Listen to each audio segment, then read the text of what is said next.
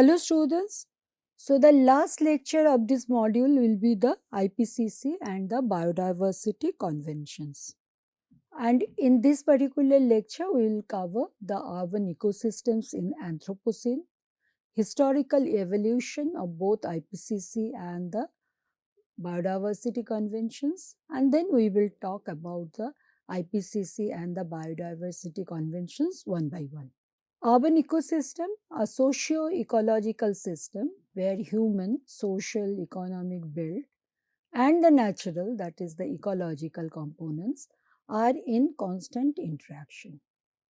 We have already discussed anthroposphere. So, anthropocene is an era defined by human driven change. Urban areas are the epicenter of this change and acting as drivers of resource consumption and emissions, hubs of biodiversity loss, and concentrated zones of climate vulnerability.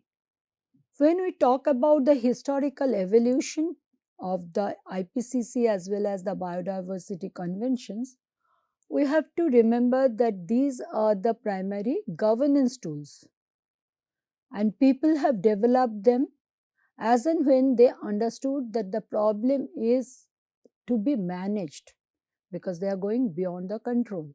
So, to manage this system in the Anthropocene, these are the primary governance tools. That's the way IPCC and the biodiversity conventions have their own significance in our study of urban ecosystem. The Industrial Revolution, all of us we know the Industrial Revolution. The Industrial Revolution was a fundamental shift in energy and production, driving socio-economic change but also causing significant environmental impacts.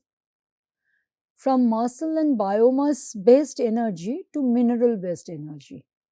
This created a reliance on the non renewable fossil fuels like coals, oils, etc. Pre 1750, that is, we take it 1750 as the base for the Industrial Revolution, atmospheric carbon dioxide was around 275 parts per million ppm. And today, the atmospheric CO2 has reached over 419 ppm in 2023. You remember we discussed the CO2 and the methane? In that particular lecture, we discussed about this in details. Humans have released 2.3 trillion tons. Just imagine, trillion tons of CO2 since industrialization began. Coal alone accounts for 46% of all human made greenhouse gases since 1750. So, that's the type of emission and also definitely pollution we have injected into our environment. Now, before going forward, I would like to discuss two different agenda, brown agenda and the green agenda, because in our discussion they will come again and again. The brown agenda, they prioritizes urgent solutions to local urban environmental challenges that directly affect people's health and well-being, especially for the urban poor. So you can easily understand that for the urban local governments, the brown agenda is very important because it's a day-to-day problem that needs attention. Brown agenda includes issues like sanitation, pollution, waste management, disaster recovery, food security, and equitable access to urban services. And they addresses intragenerational equity and immediate quality of life concerns. So, if we understood the brown agenda, now let us go for the green agenda, which focuses on the health of natural ecosystems and long-term sustainable resource use. So, it's a long-term thing. It's not very easy to really measure and realize what is happening. This deals with climate change, biodiversity, water and air quality on global and regional scales. And this seeks intergenerational equity, not only today's time, what has happened previously and what will be happening for future generations. It seeks, it explores those things as well, ensuring resources are conserved for future generations. So you can easily understand that this is not very tangible on face. So lot of scientific investigations actually have gone beyond this. Before going for the next segments, I would like to share three important events with you people to understand that why this brown agenda and the green agenda is on place today as they are. The first one is from the London city, the Great Smog of London, the Killer Fox, which happened in 1952. A 5-day temperature inversion. Do you understand inversion? Normally, we know that as we go up, the temperature will get cooled. But in the inversion, the opposite happens. One warm air layer is actually acting as a lead. Below that, the cold air is trapped. And in this trapping, it is also trapping the smoke and the pollutions. So, in 1952, when for 5 consecutive days it was trapped, that industrial and domestic coal smoke, then it created an acute air pollution event. So it became a proof that something is happening like this. So the brown impact is 12,000 fatalities, and so many people were actually having the problem who didn't die but lived with those problems. Attributed to the event, tens of thousands developed serious respiratory conditions.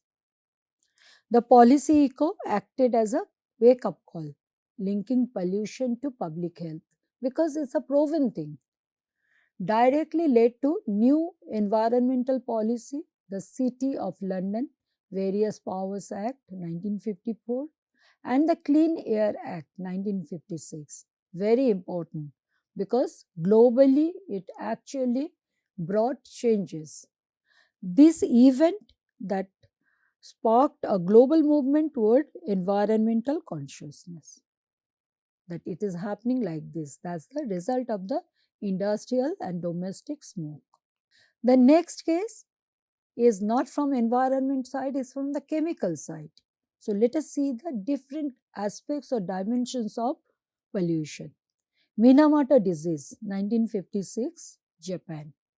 Decades long of methyl mercury discharge from Chiso Corporation's chemical factory into the Minamata Bay. That was happening.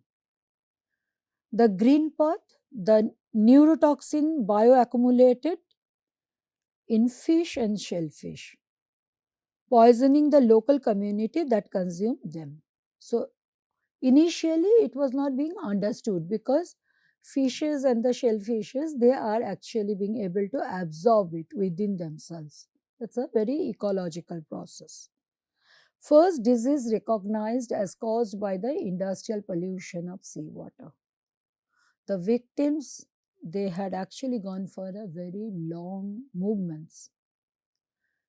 And these movements actually played a central role in the rise of environmental protection in Japan. As I was mentioning, these fishes and shellfishes, which became poisonous because they are taking that mercury inside and they are actually storing them. So it became a pollution diet. So this entire incident actually led to Japan's 1970 pollution diet and the polluter pays principles. Global legacy, only in 2013. The things happened in 56. Only in 2013, the Minamata Convention on Mercury happened. So it takes lot of time actually to bring the scientific proof into policy action. You can see that. The last case which I would like to discuss, that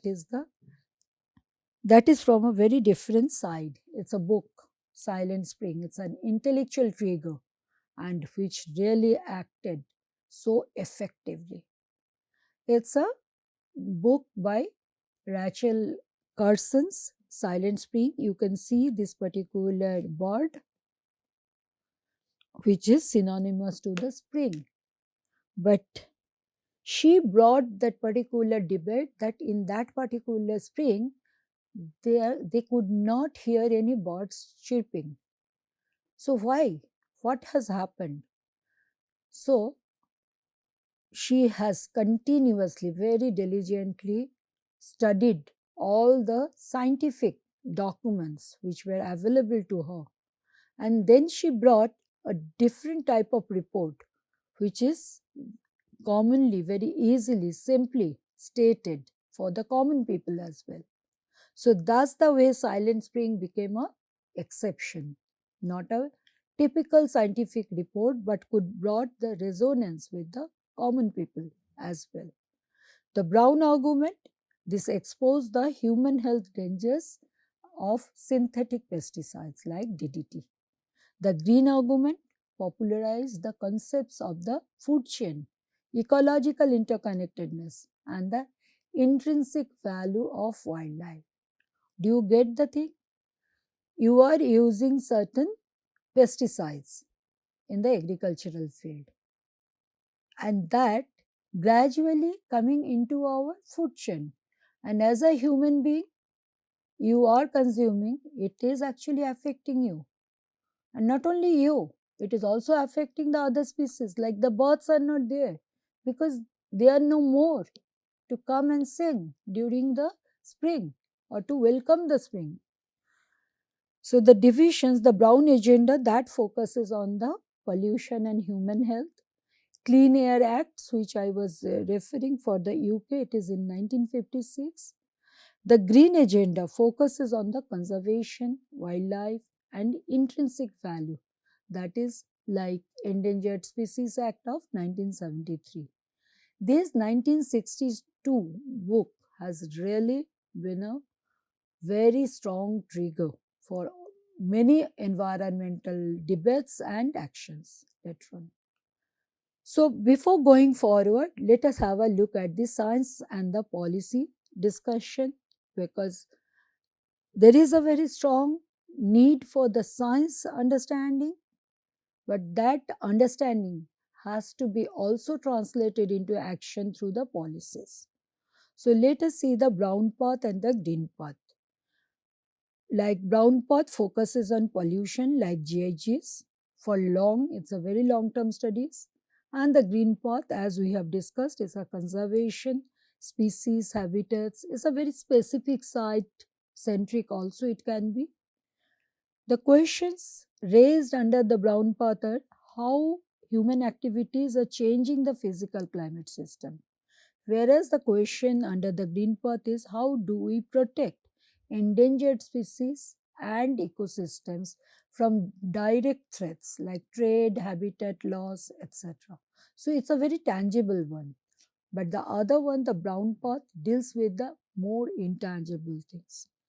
Key actors are the atmospheric scientists, meteorologists, oceanographers, whereas in the green path, the conservation biologists, national governments, NGOs, CBOs, they are the people.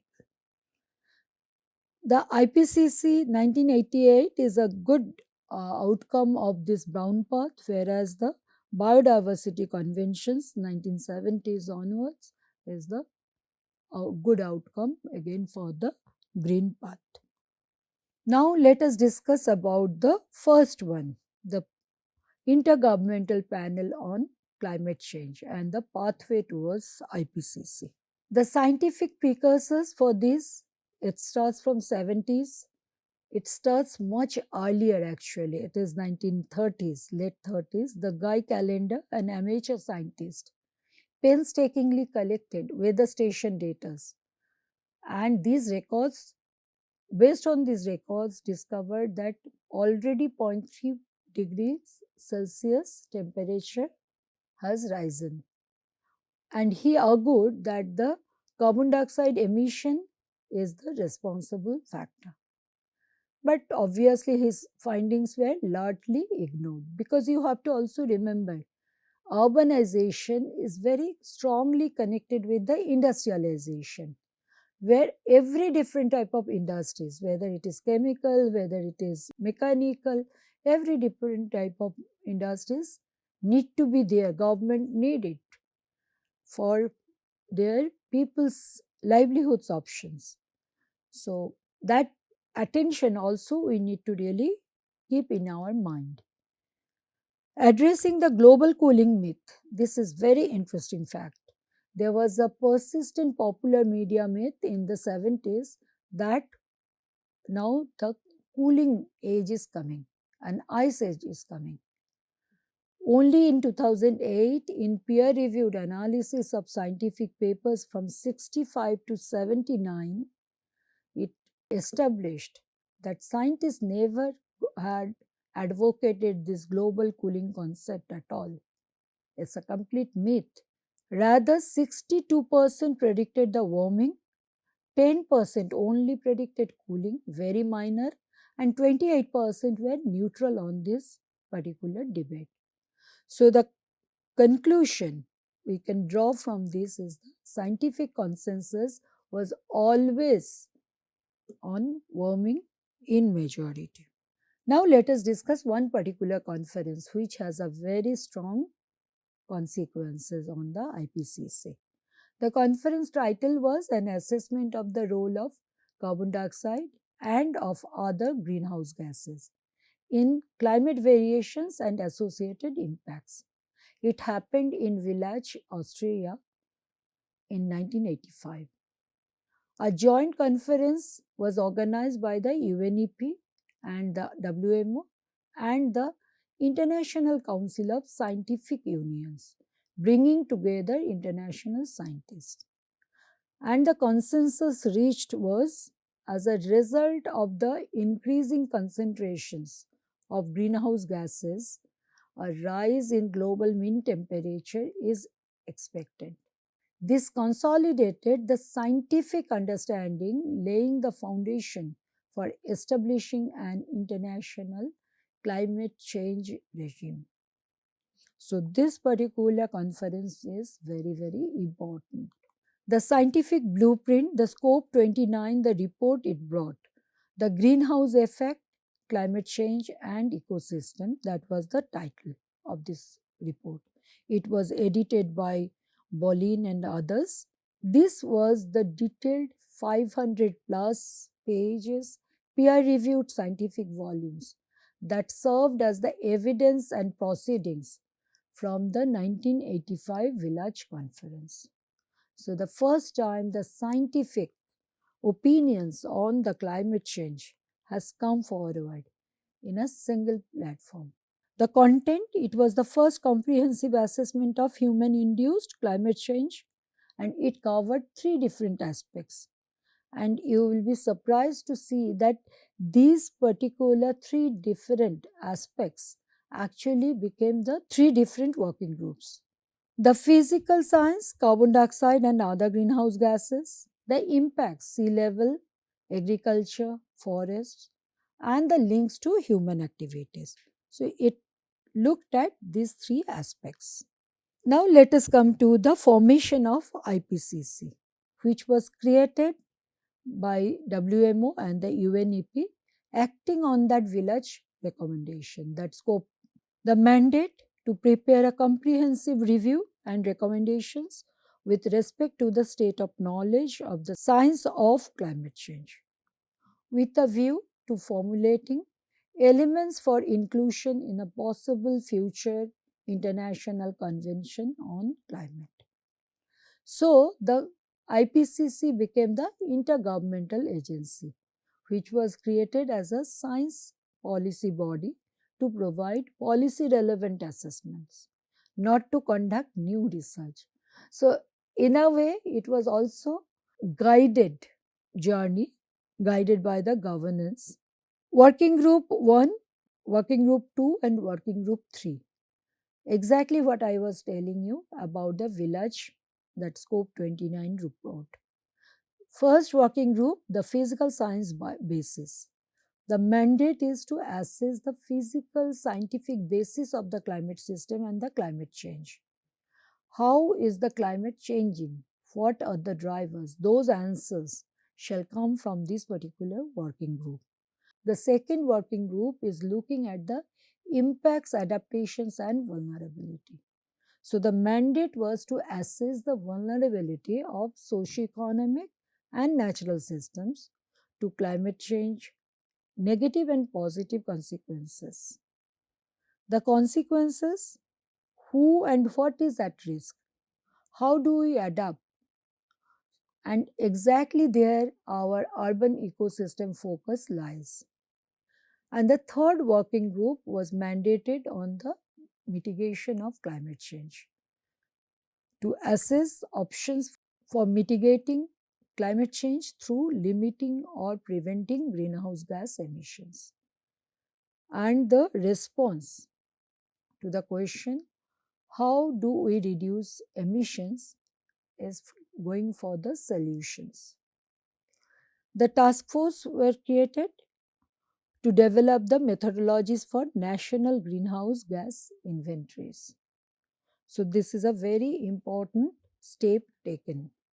If we try to look at how IPCC worked, I think the best thing will be to look at their outcomes in the form of IPCC reports or any other reports, special reports.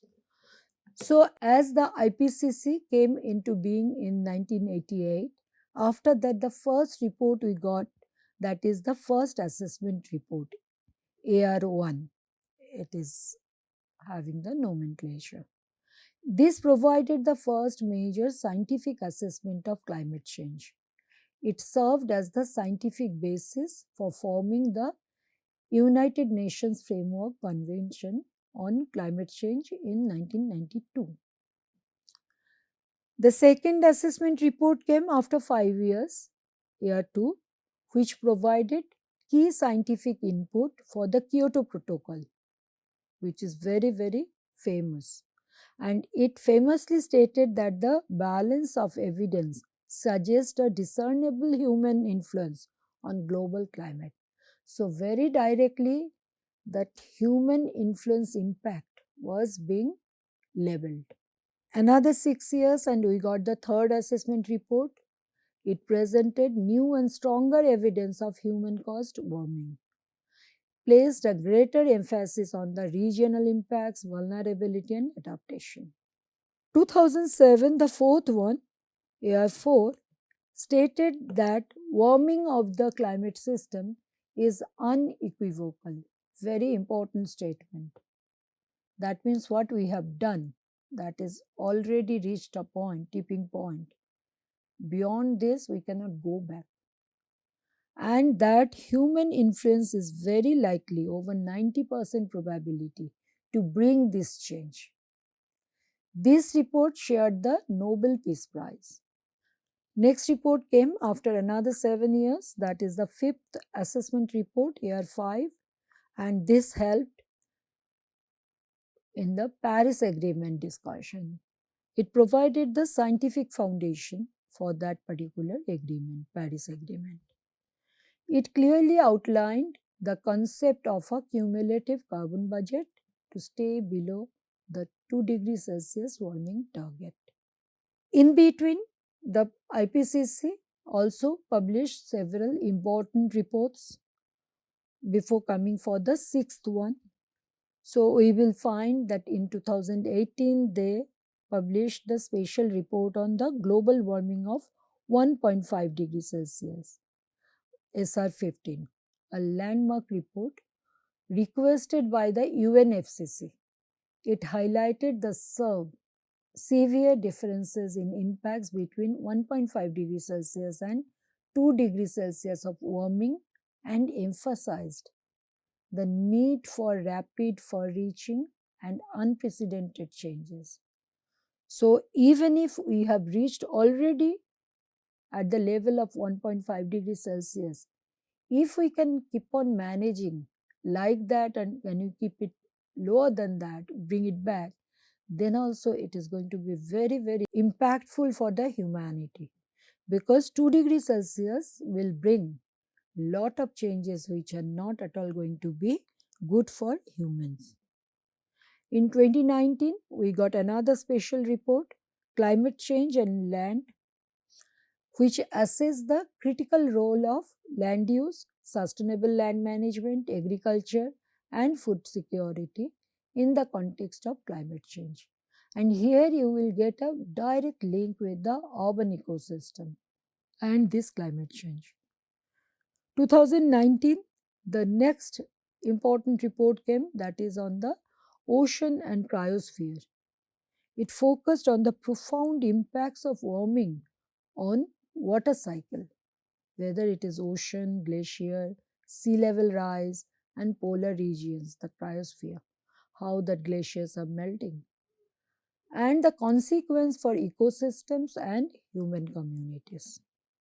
And the last one, which we are having, that took 3 years to be published, it came in 4 parts: Working Group 1 report, Working Group 2 and 3 in 2022, and then the synthesis report in 2023. The most recent and most comprehensive assessment, and it was released as I mentioned in groups. The first part, the physical science basis, stated human influence as indisputable. There is no question about it. Whatever has happened, it is due to the human interventions. Working Group 2, they brought the report on the impacts and adaptation and vulnerability, and in the same year, the Working Group 3 also brought the mitigation of climate change report. And the synthesis report in 2023, that integrated all findings, highlighting the urgent closing window for the climate resilient development. One good thing, let us see how we can link it with our South Asia, especially the India, the urban reality. The IPCC's sixth assessment report, year 6, the Working Group 2, has specific findings for Asia. Key projected risks for Indian cities, like for heat, increased likelihood of the deadly heat waves across Asia, floods in monsoon regions and droughts in arid and semi-arid regions of South Asia will get affected. Adverse impact on food availability and prices from floods and droughts. There's a very high confidence on that. That will go up.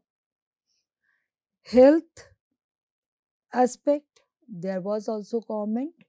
Increased vector-borne and waterborne diseases like malaria, dengue. Again, high confidence. These comments are. El Nino is positively associated with malaria incidence in India. So, these are some of the key takeaways for the Indian cities. Now, we come for the last segment of today's discussion, that is the policy pathway, Global Biodiversity Conventions. I hope by now you have not forgotten the brown agenda and the green agenda. So, now let us discuss about the green agenda again. While climate science was consolidating, we have seen that journey since Village 1985. The green conservation agenda was also moving faster in terms of policy, because it is very much specific context. So, it is easy to go for the policy. This path was not driven by global atmospheric models, but by visible, tangible losses. The loss of habitats like wetlands, rivers are drying, all this. The decline of charismatic species, elephants, whales, tigers, if we are losing them, is visible. So, this led to a series of siloed yet legally binding conventions, each designed to solve one specific problem. First one we'll be discussing under this are the Ramsar Convention, 1971, long back. The Convention on Wetlands of International Importance. Why this was necessity? because the rapid loss of wetlands estimated that we lost the global statistics says 64 to 71% of wetlands we have lost in 20th century. So it's a very alarming scenario.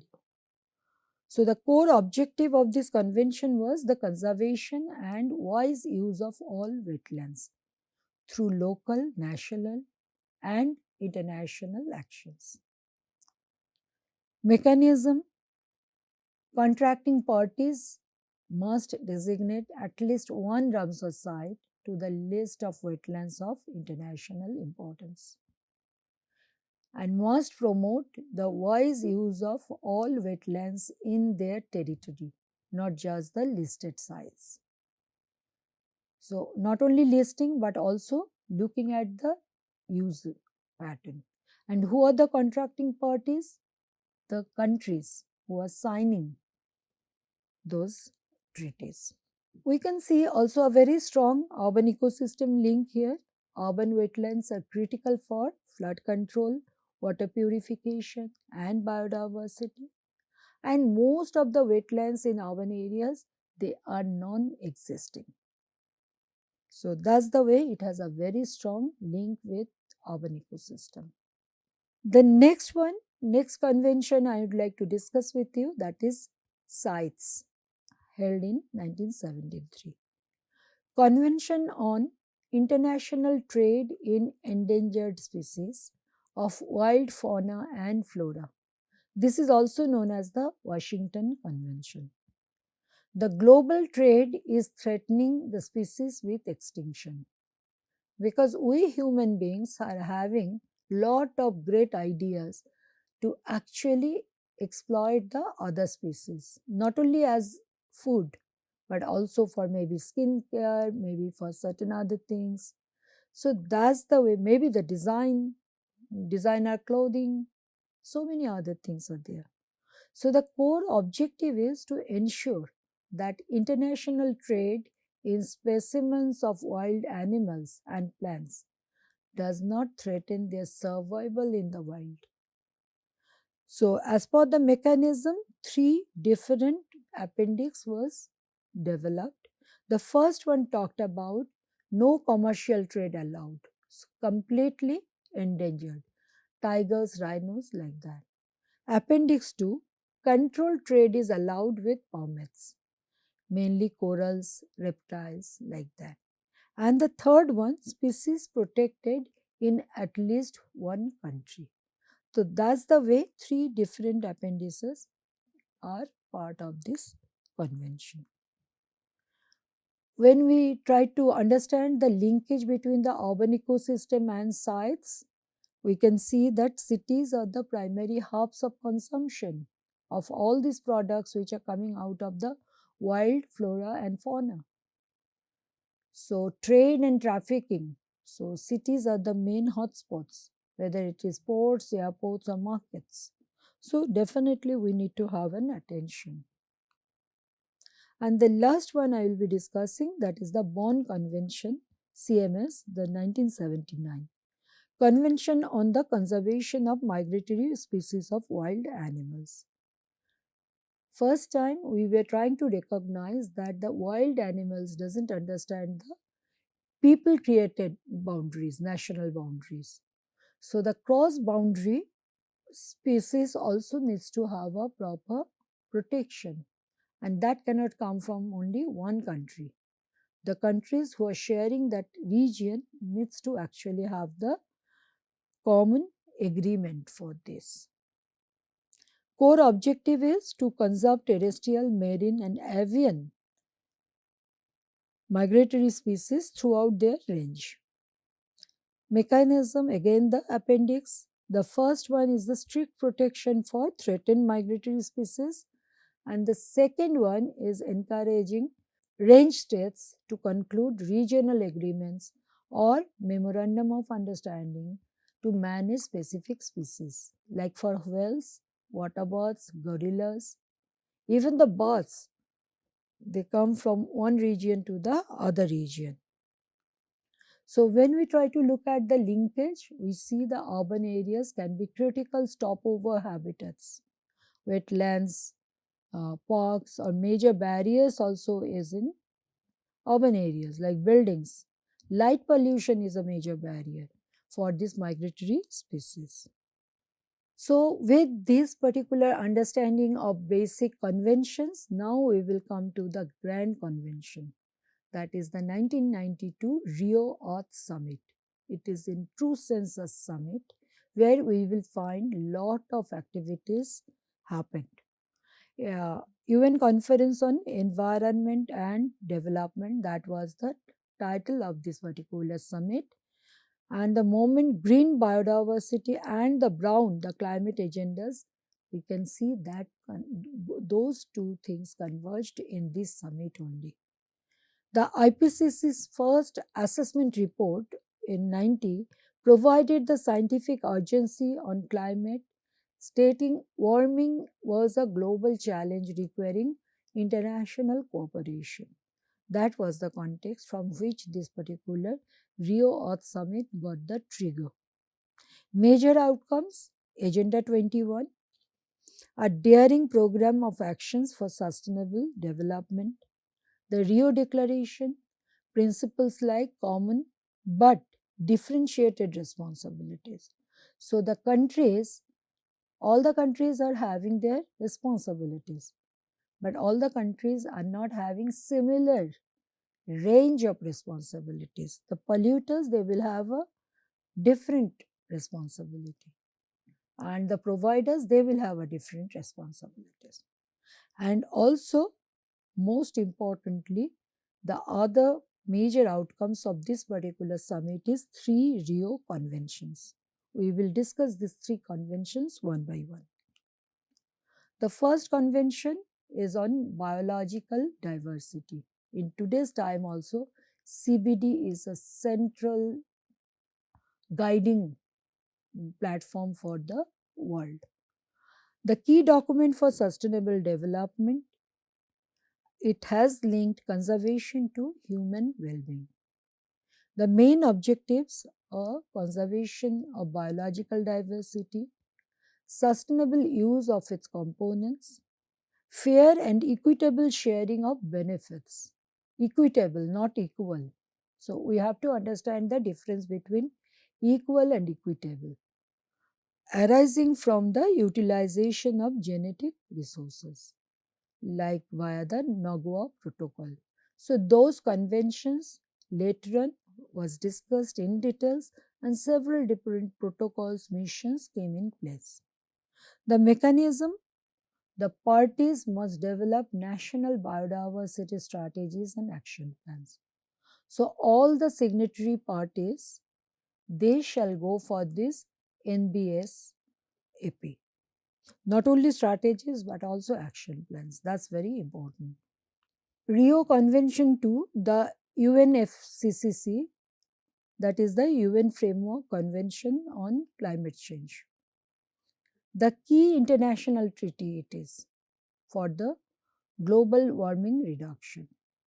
The main objective: stabilization of greenhouse gas concentrations in the atmosphere at a level that would prevent dangerous anthropogenic interference with the climate system. That is the major target. The UNFCCC is the parent treaty for climate action. The IPCC is the scientific advisory body that fits directly into its negotiations. So the UNFCCC is the body that holds the conference of the parties, COPs. The Paris happened and the Dubai happened. Johannesburg is another COP location, which all of us, we often hear about it. It's annually. Sometimes in a single year, you can have two also, depending on the urgency of the discussion. So, based on all these experiences and the conflicts between the scientific understanding and the policy integration, or the role of governance and the power of governance, everything together, there became another IPCC for biodiversity, and that is nothing but the Intergovernmental Science Policy Platform on Biodiversity and Ecosystem Services.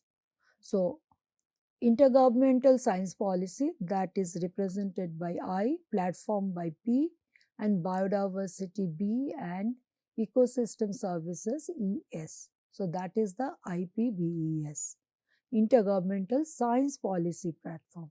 So, both the scientific community as well as they are coming together. That is the idea. It was established in 2012.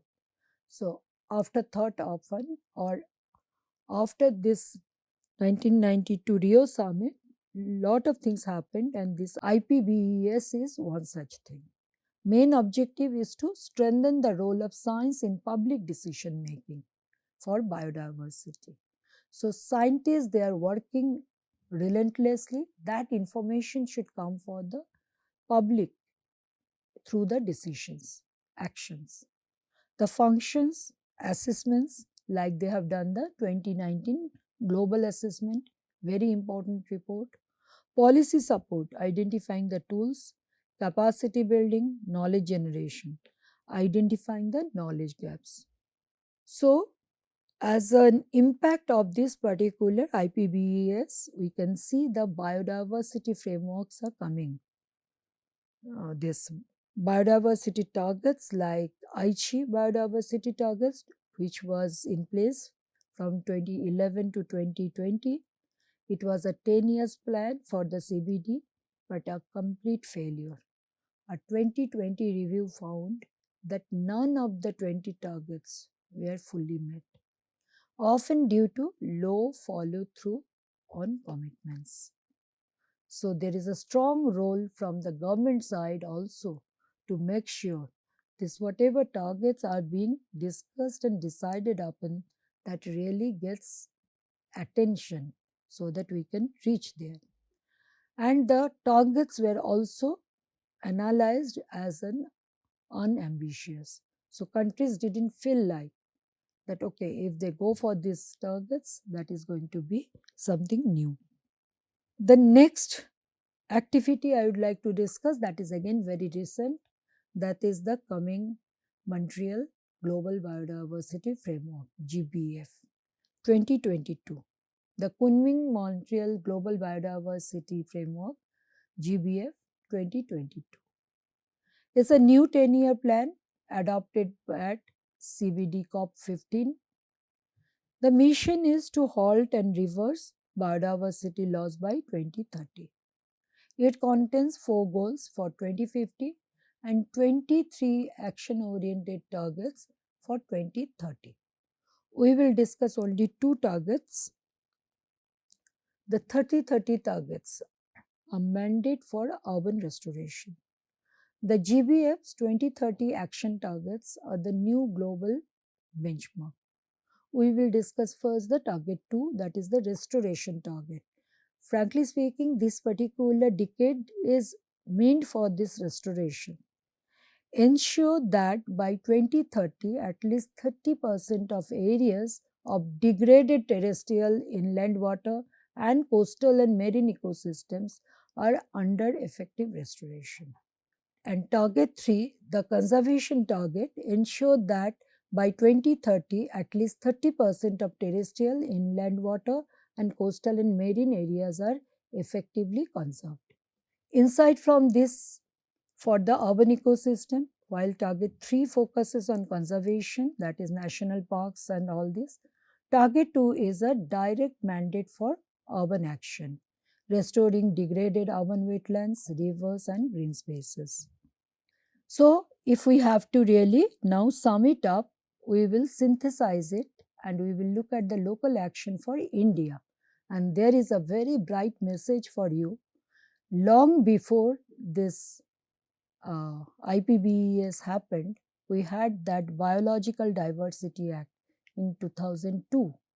It's India's national law, a unique decentralized mechanism to implement the CBD, which was being decided at 1992 Rio Convention. People's Biodiversity Registers, PBS, a bottom-up approach. The communities will do it.